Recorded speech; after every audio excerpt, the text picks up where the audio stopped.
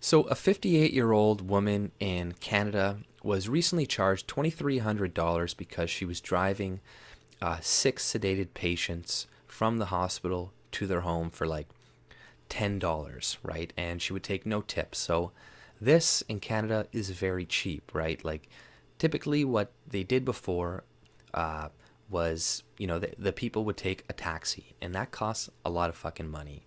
And this woman herself has had cancer, and she was at this hospital, and she knew what it was like to take these cabs. So what she decided to do was, be a good person, a good citizen. She just, charged them $10 wherever they were going, so just enough to pay for gas, right? That's it. And she can't even do this. The city is not allowing her to do this.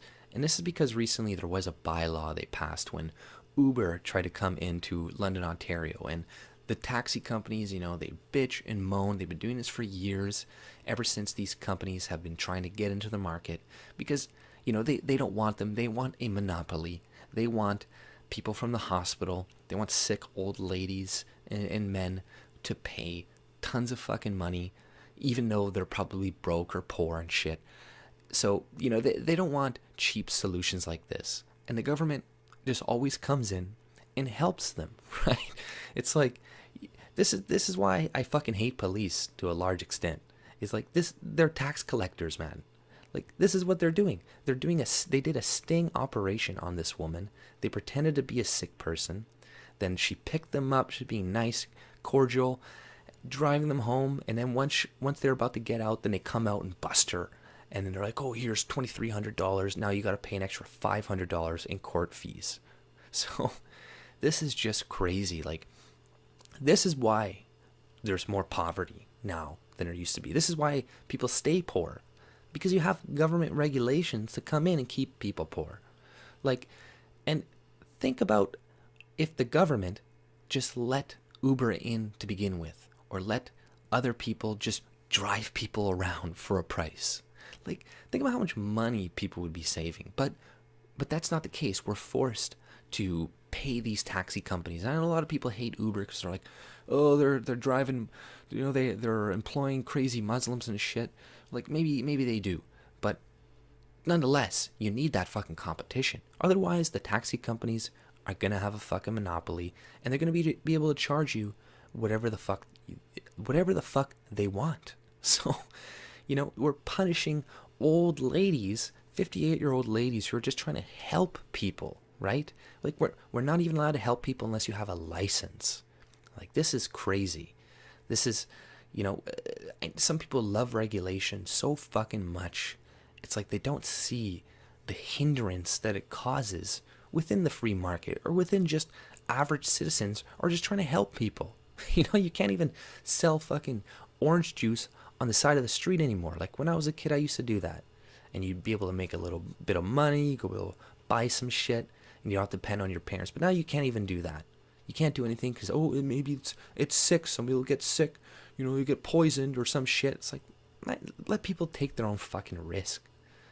Like, just because this guy who's driving you, maybe he didn't go through all the courses, doesn't mean he's not going to get you there just as safely. And you should be allowed to take that risk with your money. You should be able to say, hey, I want to pay you half as much, even though you don't have as much training. I don't have as much money. It works for me. It works for you. Why can't we do this? We don't need the nanny state to come in and protect us, because this is what it does. It's not protecting anybody.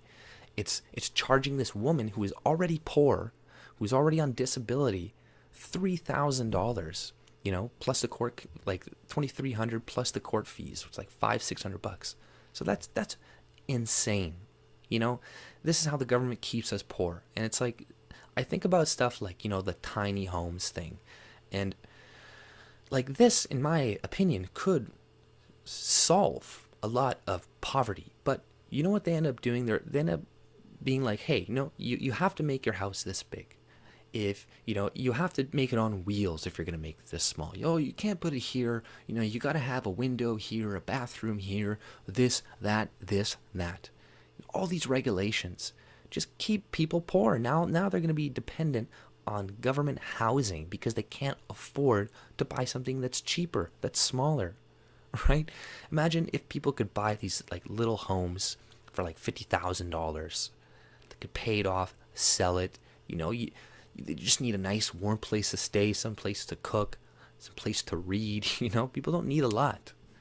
And it's like the government's like, no, you either get nothing or you get a big house with all these windows and all these bathrooms and all this fucking shit. So it's it just keeps everybody at the lowest common denominator oftentimes, and it just helps, like this cab company thing, it just helps keep these taxi companies in a monopoly, right? It's like we're not even allowed to do business with them, right?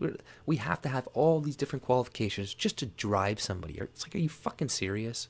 We don't need all of these goddamn fucking regulations and rules just to do the simplest of things, right? And this is just going to slow down progression, slow down innovation, because when you have a monopoly doing things, they don't often innovate because they don't have to innovate, right? What incentive do you have to innovate when you have the entire market at your disposal, right? What incentive do you have to lower prices when you have no competitors? So the government just makes it so these monopolies stay in power. They do not usually break up monopolies. They're the ones who are creating these monopolies. Remember that. Remember all these regulations that are saying, oh, we're just trying to help you. We're just trying to make sure you're safe. This is bullshit. They're lying to you. They're trying to make you fucking poor. Because this is what it's doing. That is what they were doing. Like they're going to run a sting on a 58-year-old woman who is giving people rides for $10, like for cheap. It's like, hey, you're undercutting the cab company business. They work for the taxi companies. Like that's essentially what they're working for, the special interests that pay the government. So essentially they work for the lobbyists, right? So this is another thing, what I've said in my other videos, we need to make the police force move it away more to a private system, because this is who they work for. They do not work for us. They don't work for the citizens. They work for whoever pays them with our money, right? Because we don't have control of that money. Somebody else does. They don't ask us. They ask that person who has control of that money. So, if we want to like help poverty, alleviate it, help people just in general, we need to deregulate things, right? And this will help everyone. But if you like my content, subscribe and have a good day. See ya.